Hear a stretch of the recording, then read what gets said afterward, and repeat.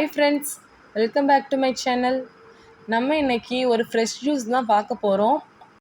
ரொம்பவே ஹெல்த்தியான டேஸ்டான கிரேப் ஜூஸ் எப்படி செய்கிறதுன்னு தான் பார்க்க போகிறோம்.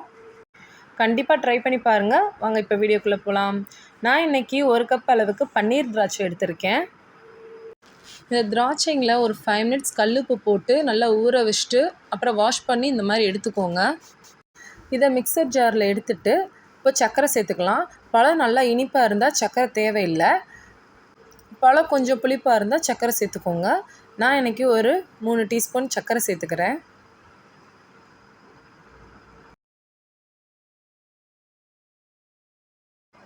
இப்போது இது கூடவே ஒரு பிஞ்ச் அளவு சால்ட்டு சேர்த்துக்கோங்க.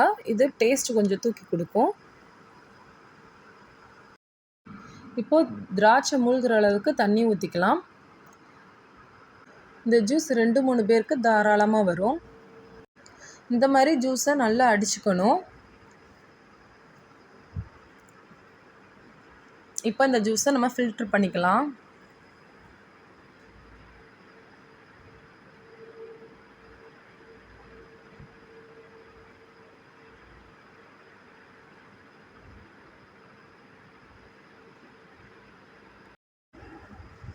அவ்வளோதான் ஃப்ரெண்ட்ஸ்.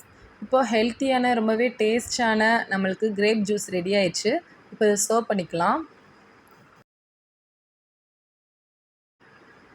ஐஸ் கட்டி வேணும்னா சேர்த்துக்கோங்க, இல்லைன்னா ஸ்கிப் பண்ணிக்கோங்க.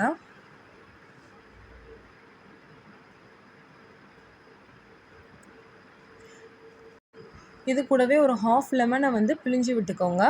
இந்த லெமன் ஜூஸ் டேஸ்ட் இன்னும் சூப்பராக எடுத்து கொடுக்கும். நீங்கள் ட்ரை பண்ணி பாருங்கள்.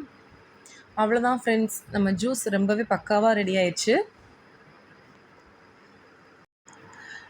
இந்த சம்மருக்கு கண்டிப்பாக எல்லோரும் ட்ரை பண்ண வேண்டிய ட்ரிங்க் இது. குழந்தைங்களுக்குலாம் ரொம்ப நல்லது. ஸோ ட்ரை பண்ணி பாருங்கள். Okay friends, thank you.